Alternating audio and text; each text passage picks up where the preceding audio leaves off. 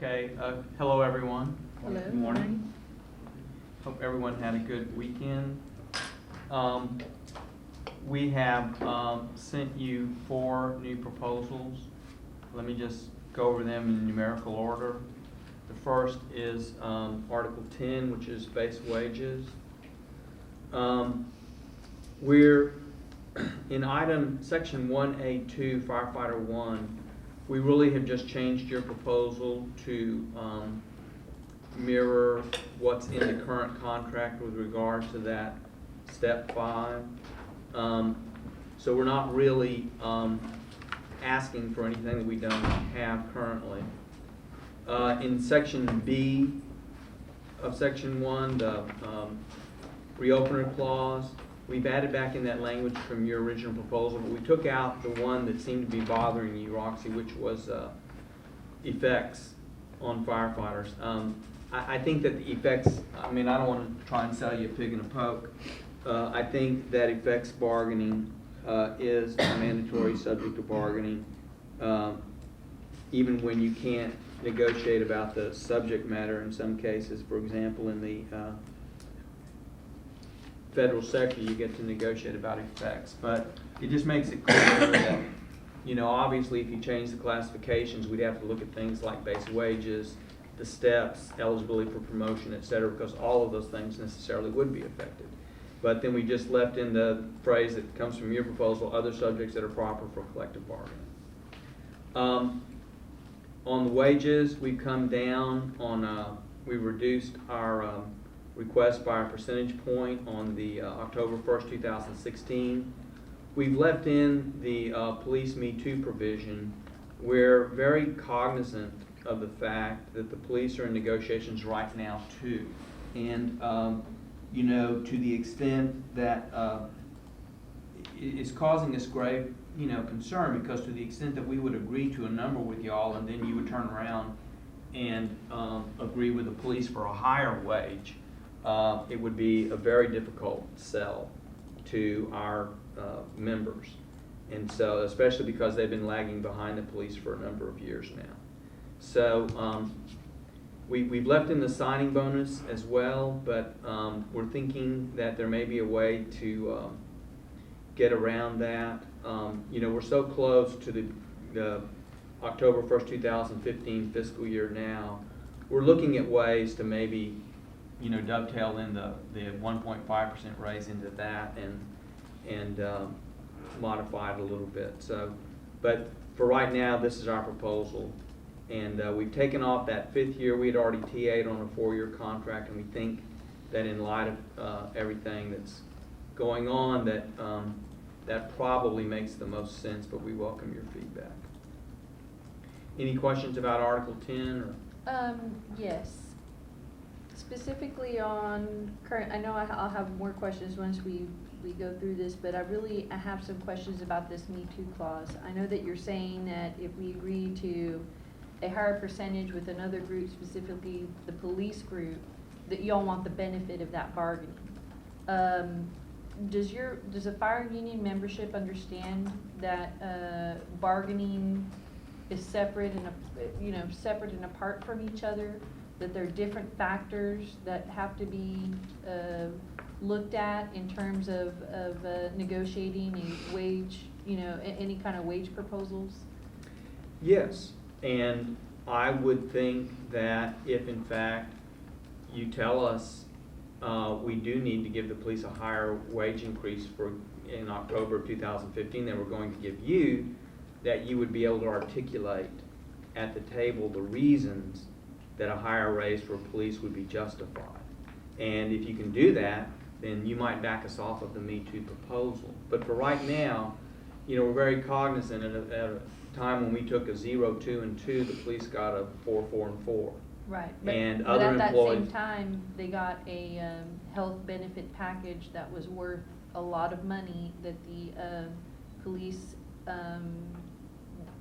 department had already had a benefits package, and they didn't take any additional benefits package those years. So you have to look at the whole picture. I do, but Roxy, in looking at the whole picture, I mean, let's fairly look at the picture. The firefighters did work out a big health insurance thing last time. That is absolutely true, but it's also true that the benefits to the firefighters under their plan is essentially, if not identical, essentially the same as what police get under their plan, and fire pays more for health insurance under their, for the same health insurance than police pay. So, Right. whatever the good deal that the firefighters got, it almost caught them up to where the police are, but didn't get them there. Right, well, and the premium is not something that the city necessarily controls. It's controlled by factors that are used to calculate the premium by the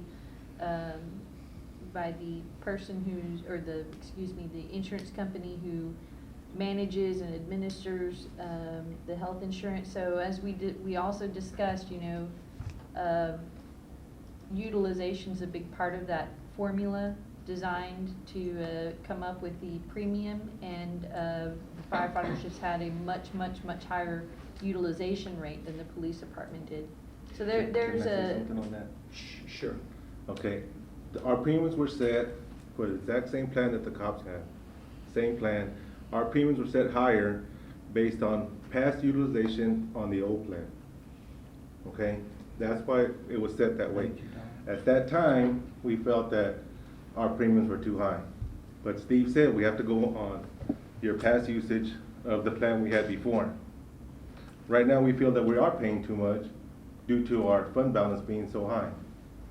Now, if we worked out something to get the rates that the police have, that would save the city a lot of money.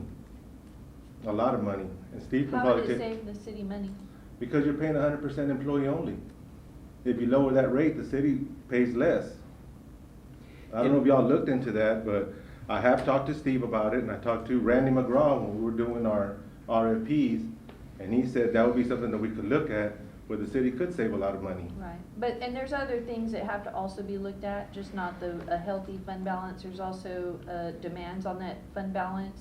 Right. Specifically, OPEB, GASB, that has to be recalculated every time, so you don't Right. wanna fall into a, And we've already TA'd the health benefits package right now, so if that's something that y'all wanna No. put on the No. table, I just don't I'm ju- understand. Because what you're saying is, the reason that it's so high was because of the usage. That's right. But those. I'm explaining but- that, because but you're those saying that we rates- gave you a worse premium than the police. No, We didn't do that. I'm saying those rates were based on usage of an old plan.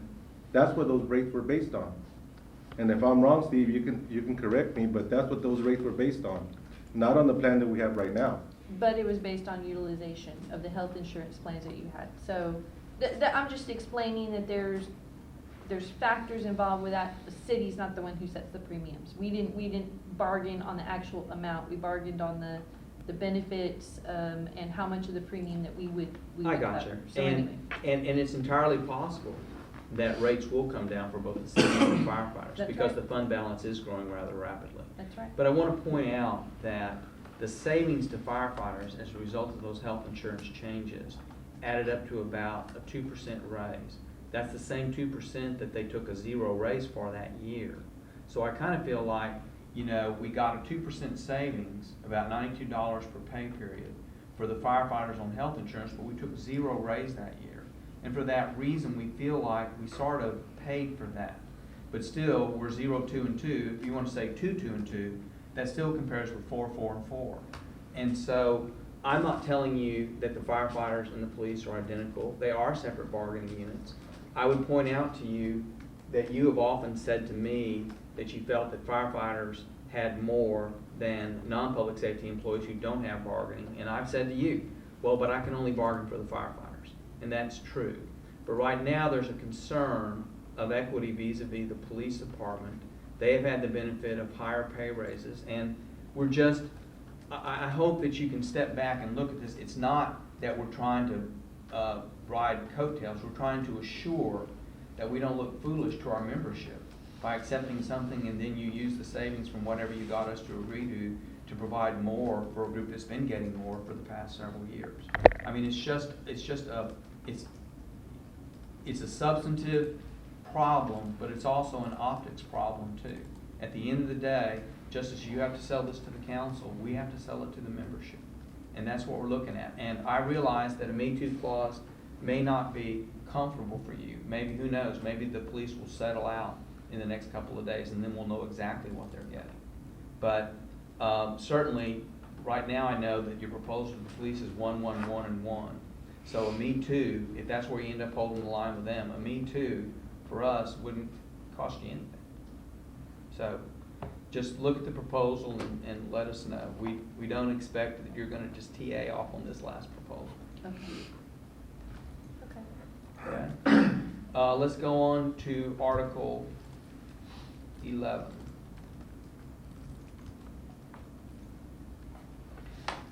We've modified the longevity pay very slightly.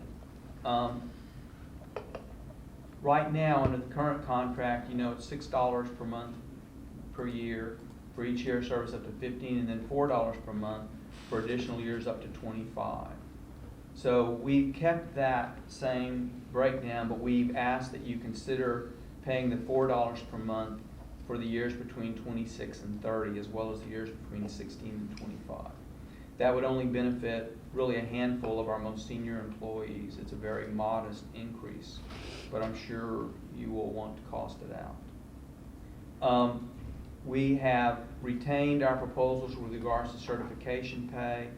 The only one of those I think that y'all have wanted to raise so far has been the certified paramedic, and I think you have an increase from 75, the current rate, to $100 that begins, I think, in the 3rd year of the contract, something like that. I believe so. We're asking for a more substantial increase than that.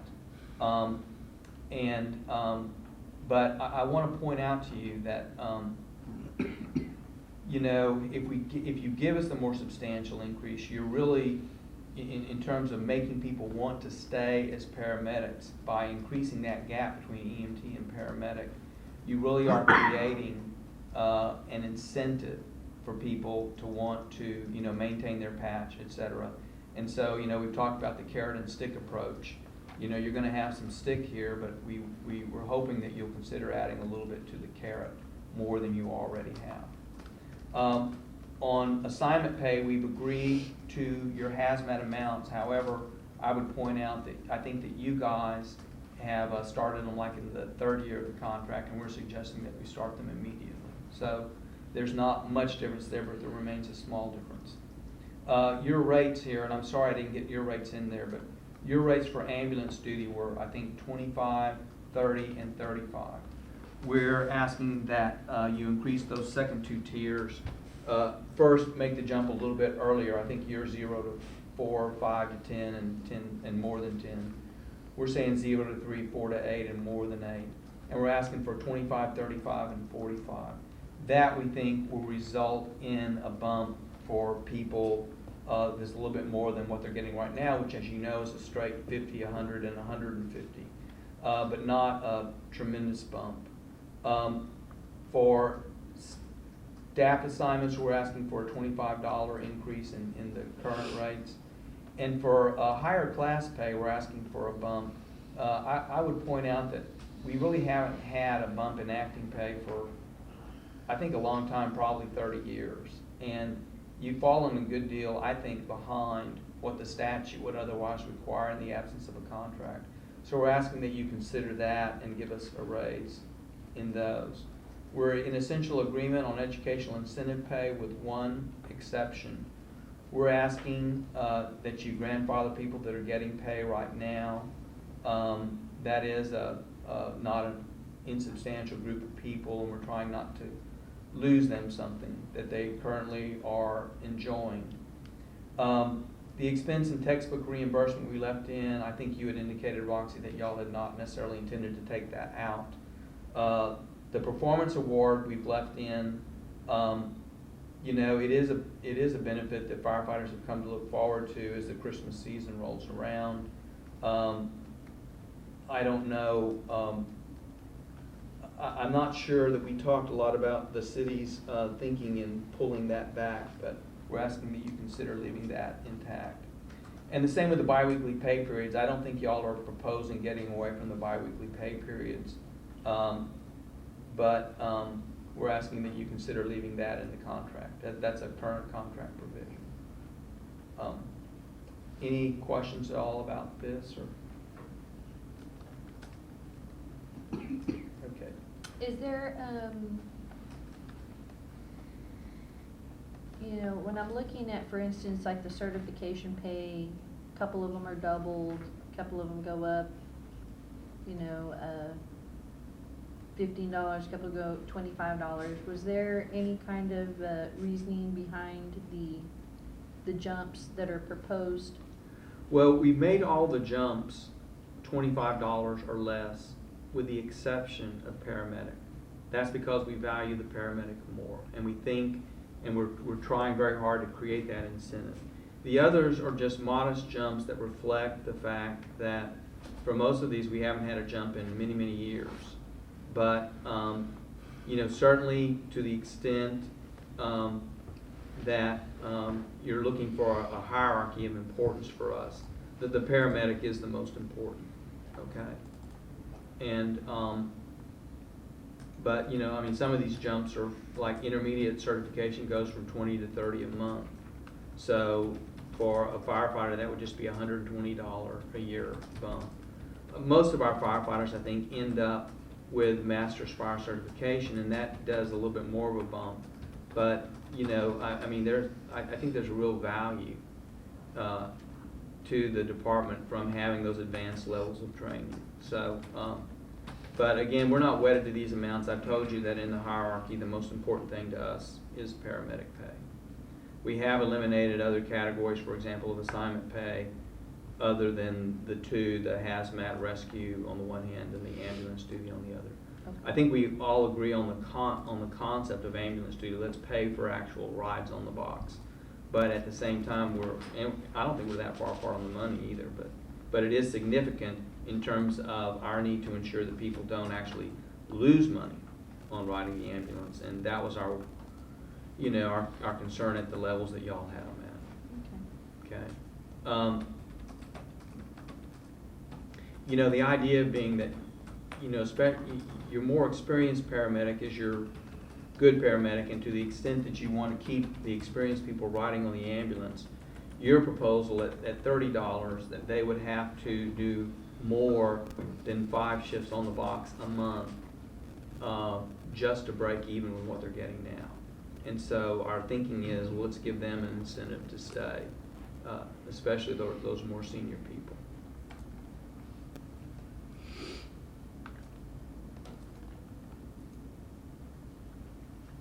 Let's go to 33.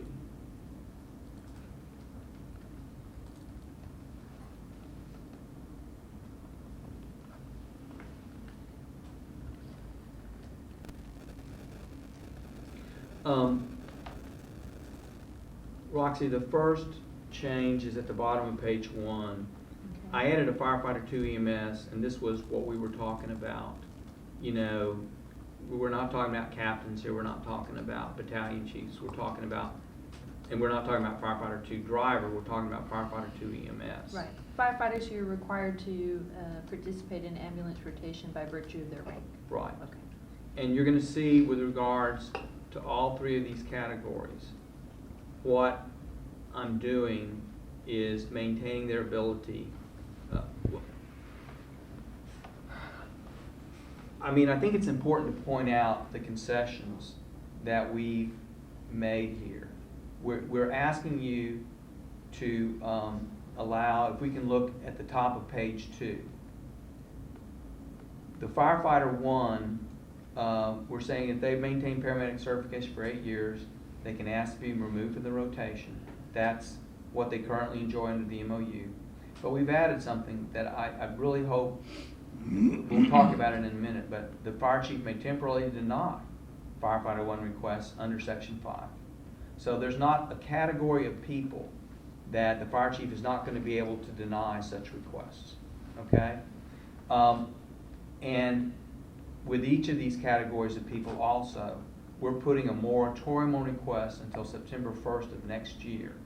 So nobody's going to be requesting to be relieved of ambulance duties for the next year, period.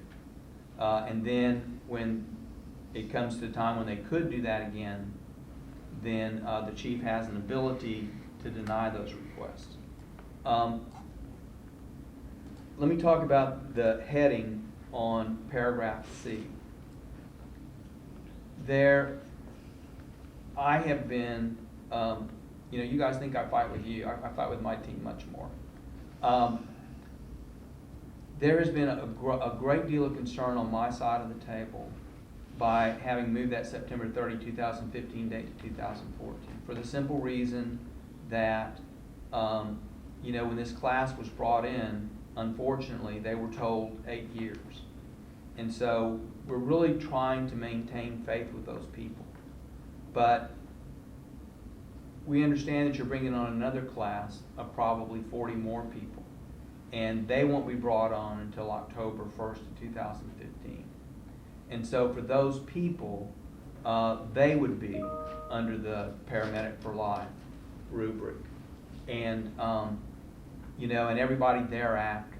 So we're only talking about a group of 42 people, and we can certainly have more discussion about that, but we do think that it's important to keep faith with these people who are going to be our members, and not to have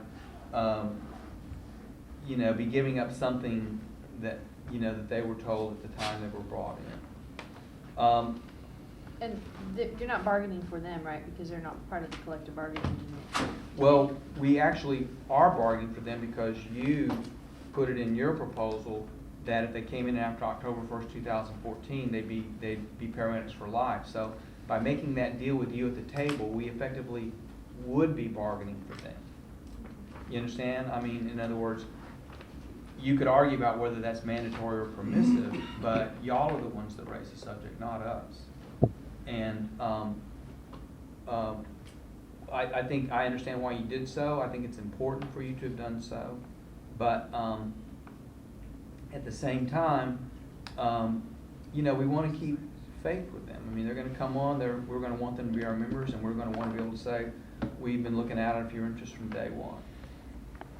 Looking at Section 3, Assistant EMS Director, it looks like we've changed something. We have not. Right now, the current incumbent gets $150 per month in lieu of paramedic certification pay. We would simply say they get... Where are you looking at? I'm looking at page 4, the middle, Section 3B as in boy. Okay. It looks like we're taking something from her, but we're not, because we've asked that paramedic certification pay be $150 a month. So instead of getting $150 in lieu of paramedic certification, we understand that the System EMS Director, who is a certified paramedic, would continue to get that $150. So if it looks like a loss, it's not intended as such. It's just that she or he, as the case may be, would get the same paramedic certification pay that other firefighters enjoy. Okay. Section 4 is already agreed. So Section 5, commitment to staffing needs. Now, this is, I would welcome the opportunity to talk to the fire chief about this. What we're saying is that whether it's a firefighter 1 or firefighter 2 EMS, no matter which of the classes, after 85, but before 2006, 2014, etc., if those requests come in, the fire chief can temporarily deny those requests for up to 2 years. Where are we going with the 2 years? That was from your last proposal. Furthermore, we can't file a grievance contesting the chief's decision for the first 6 months. And we only can do it after 6 months if we feel like the continuance of the period is unreasonable, and we would bear the burden of proof on that. So I want to just sit back from the language of the proposal and tick off the concessions that we've made. Right now, a firefighter, after he or she has been 8 years as a firefighter 1, if they've got 5 years of ambulance service, they can ask off. Firefighter 2, EMS, I think they've got that same 8-5 year situation. We're saying that for firefighter 1s, we're increasing that to 8 years, 8 years of continuous ambulance service. For firefighter 2 EMS, we're saying that they can't ask to be out of the rotation. In other words, they can't ask to voluntarily demote until they spent 8 years on the box as a firefighter 2 EMS. So if they spent 4 years as a firefighter 1, they start a new 8-year period when they become a firefighter 2 EMS. And we've done all of that, and in exchange for that, we're asking for, after those lengthened periods of times, they could make a choice to get off the box. But the chief, whenever that becomes a problem with regards to staffing, can handle that by declaring a moratorium, essentially. A moratorium on all requests, ones and twos. And, you know, our proposal contemplates that the chief would convene the LMR. We'd be talking about it as we go along. Hopefully, as long as we're talking, there would be no need for a grievance, but you're guaranteed you won't get a grievance for the first 6 months of the moratorium period. And after that, we bear the burden of proof to show that the chief is being unreasonable. And we think that that is a very significant concession that aids y'all with your problem. Moratorium for a year, no request. After that, chief can extend that immediately by another 6 months if he needs to. And we are really working hard on this side of the table, whether it feels like it or not. We're working really hard to come up with a solution to this problem. You know, I've told you that if you want to consider a reopener, we'll look at that on that, you know, on the whole classification issue. We do think that that's something that hasn't been looked at in a long time and maybe could be looked at. The devil's in the details of something like that, but in terms of the immediate problem, you know, really when you're bringing on 80 people, 80 plus people, and all of them going to be paramedic certified within 18 months, we feel like that we're really working at a problem that's not going to be anywhere as severe as it has been in the last couple of years, but certainly giving you the tools that you need. I have a couple of questions on the concessions that you ticked off. You know, just, I understand that we're in disagreement with regard to the firefighter one demotion because of the settlement agreement that we've been discussing, et cetera. But on the firefighter 2 EMS, you're saying that you're conceding because now, you know, you're still claiming that the firefighter 2 EMS can still voluntarily demote. No, I think. And I'm not so sure that's a concession because that's not a right that the firefighter 2 EMS currently have or had under the old contract. Hang on one sec.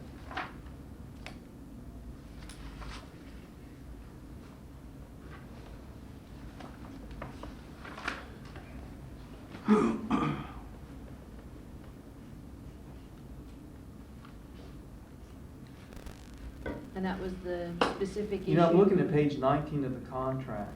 Right, but that was a specific issue of the Pulido arbitration and the award that said that firefighter 2 EMS don't have the right to voluntarily demote under the old contract. You're right. But the requirement that I'm talking about is on page 19. Service requirement, all firefighters hired after May 1985 may be required to serve a minimum of 5 years. Right. In the EMS service during the 8-year period of paramedic certification requirements set out in section 1. Okay, so what you're, and that was looked at the Pulido arbitration as well, but I guess what you're claiming then the concession is that we're grandfathering in the paramedic certification as it is in the old contract, but you're saying you're conceded moving from 5 to 8 years. I'm just trying to understand the concessions. Yeah, so, yeah, okay. because Roxy, keep in mind that we're both searching for the same thing, right? We're searching for a way to get these people some relief, if we can, from riding on the box.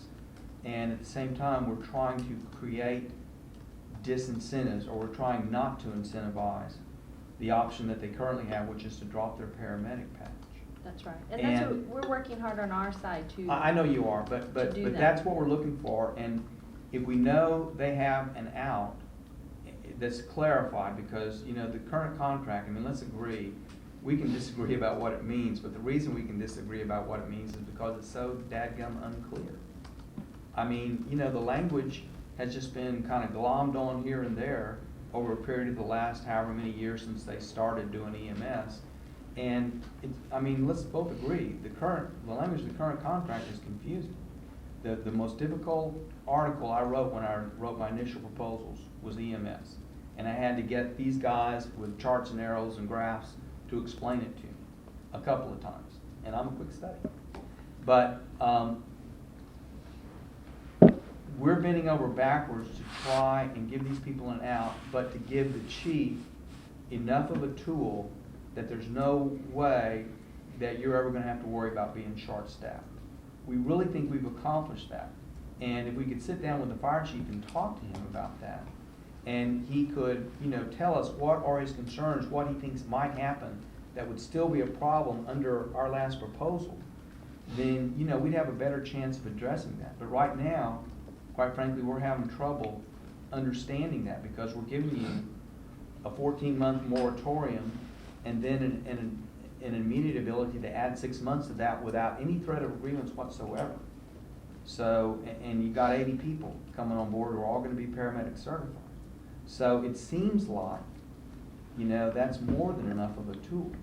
But if there's some hole in the safety net that we're not seeing, if the chief can articulate that to us, we will be glad to take that up and look at it. Okay, well, let me, I'm forwarding this down, and, so we can sit down and go through it, and I'll see what we can get accomplished on figuring out the, answers and responses to the questions that we've asked. Okay. And then finally, Article 35, I've left past practice in there, but I've added something, and this was, I think, hopefully to address a concern that you have raised periodically, and that is that you want to be limited to mandatory bargaining subjects. And so we're saying that past practices language only applies to mandatory subjects of bargaining. Okay? And your language is in there, nothing in the agreement waives past practice claims or defenses available under law by the parties. So I think that coupled with a complete agreement language, which is entirely new, and with the new management rights language, again, this gives you really adequate protection. And I hope that the city will see its way to agreeing to this. I mean, it would be great to get management rights, complete agreement, past practice agreed. I think we're close on EMS, and those, to me, are the biggest issues that remain other than, the overtime thing. So we're working. Okay.